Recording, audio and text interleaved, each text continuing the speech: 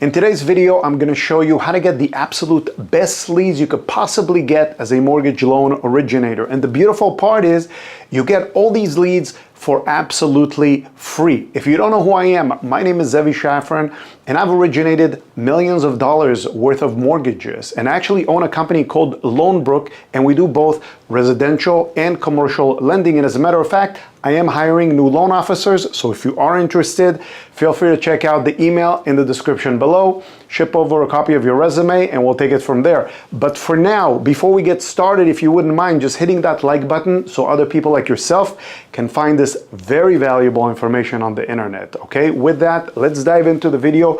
I want to show you the best way for you to get the absolute best leads so you can make a lot of money in the mortgage industry. But there is one little catch, and that catch is you actually have to pay with your time.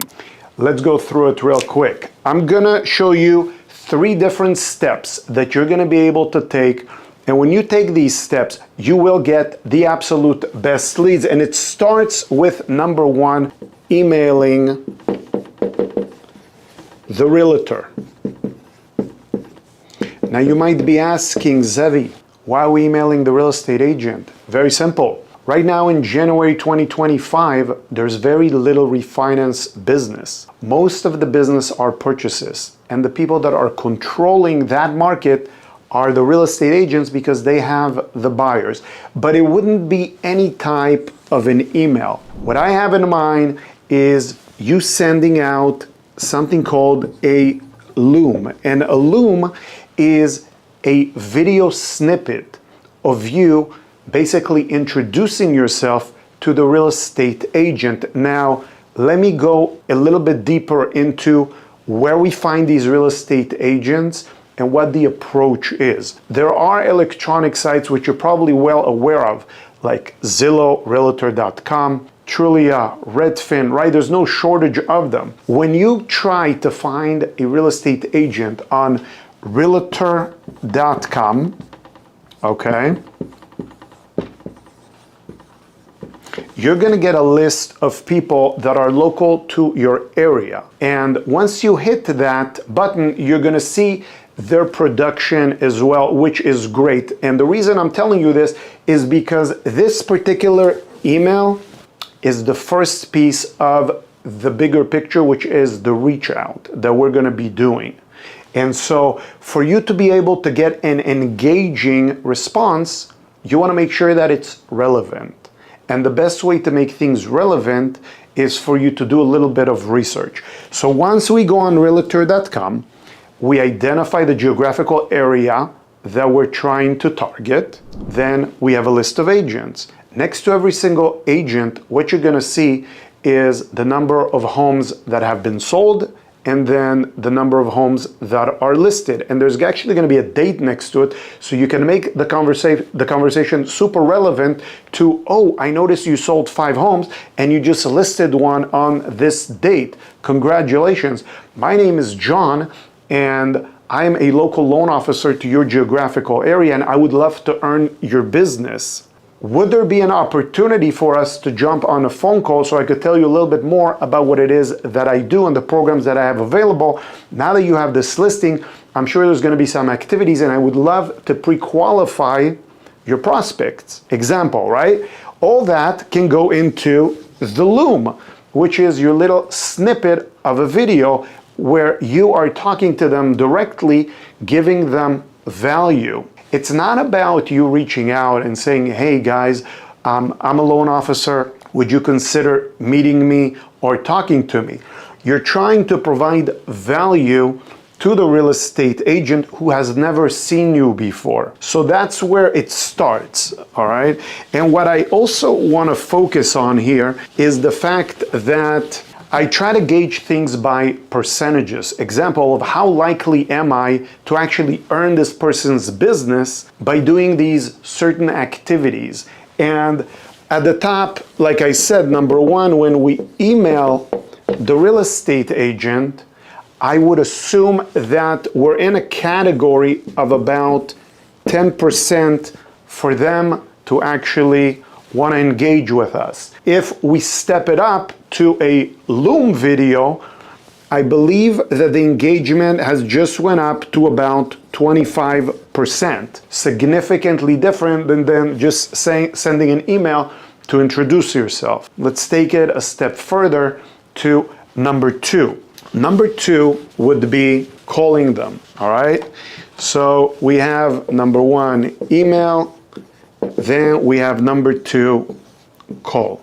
At what point do we actually call? Most people nowadays check their email, I would say every 10 or 15 minutes, which means that if 2 hours have gone by and you haven't heard from the real estate agent, then more than likely they have either seen your email or your Loom, at which point calling them now does not make you a stranger because they have just read your correspondence and they know what you're all about. I also want to tell you that, just like I said, 10 to 25% for this level of engagement, what we call them, that engagement jumps to 50%, assuming you have a decent phone conversation with them. Now, I'm not suggesting that that's going to happen to every single conversation you're going to have. Clearly not. I get it. However, this puts us in a completely different ball game than just emailing and doing our Loom. We want to get into that engagement. We want to get into that conversation with them. All right. So now we have a call. We're on the phone with them. We're telling them what we do. Hopefully this goes well for you. And the way to do it is not to pitch your services by any means. You definitely don't want to do any of that. You simply want to compliment and explore. All right. So we're in the business of, you want to compliment and you want to explore. Those are the two things we want to do. Let them know how great they are. You've been watching them, their production, they're the best. You'd love the opportunity to work with them. What is working for them? Explore what's not working for them. How could you add value to whatever it is they're doing? And then a lot of people shift away from talking about business to talking about their personal stuff. Hopefully there's a connection there. And if there is, then you're off to the races. We just again went from 10-25% to 50% of them being able to use your services.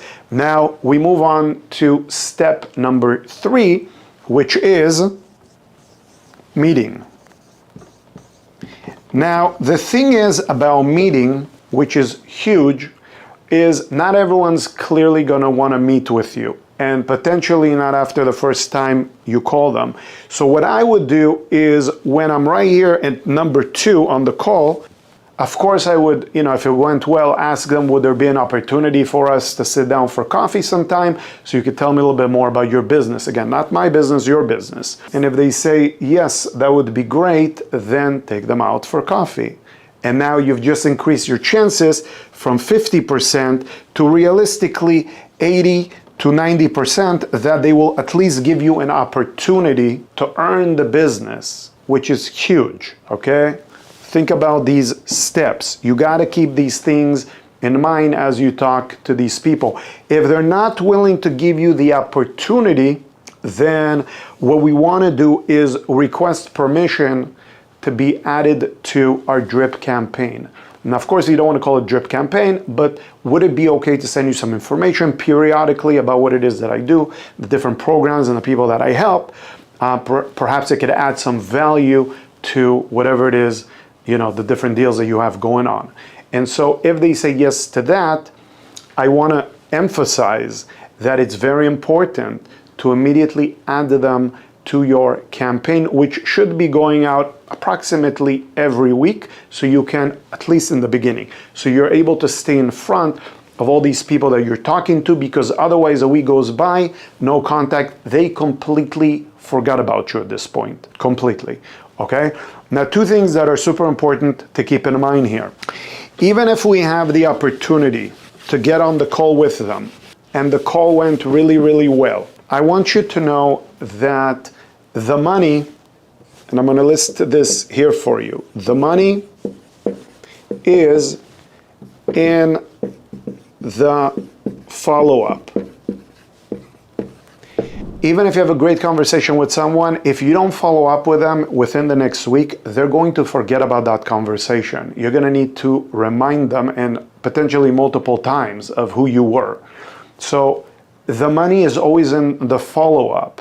And so even if you talk to them, especially if you meet with them, you want to have the opportunity to at least text them once a week, because mind you, real estate agents work on the weekend to do the open houses and show clients homes. That's typically when clients are most available. And so if they're working, first thing you should be doing Monday morning is reaching out to them and say, hey, how was your weekend? Was it productive? Did you show any homes? Who did you show it to? Do they need to get pre-qualified? Is there anything I could do to help you? That is really, really important. The money is in the follow-up. Now, in addition to it, once you reach out to these people once a week, you should inquire if there is an opportunity for you and them to sit an open house together.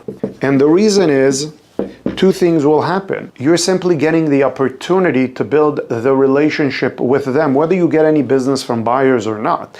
You're at least getting the opportunity to build that relationship with that agent, especially if you know that they are a producing agent, which is huge. Now, if you watch any other ones of my videos, you can actually get tips and tricks on how to pre-qualify prospects within minutes to know if somebody is likely going to turn into an active lead with you, or if it's just a big waste of time and you'd be saving your time and the real estate agent's time, which is in essence the value that you provide to the friendship, okay, or to the business relationship. Now, we covered a lot of ground. So if you have any questions, please feel free to drop them in the comments below. While I do love residential lending, as you know, if you've been watching my video, you know that I'm a big fan of commercial business, and last year alone I've created the Part-Time Commercial Lender Academy, which is also available for you via link in the description of this video. It's an academy that will show you, as a residential loan officer or anyone actually who's interested in getting involved in lending, how to plug and play into a commercial lending transaction from the beginning to the end with all my forms included, where you can actually earn a very lucrative commission at the end. All right, so hopefully that helps you out. If you want to check it out, it's available for you. If you have any questions, drop them in the comments. Like I said in the beginning of the video, if you wouldn't mind hitting the like button, especially if you like this video, so other people like yourself can find this information on the internet. All right, with that, I appreciate you being here. Thank you for watching this, and I'll catch you again on my next video. Take care.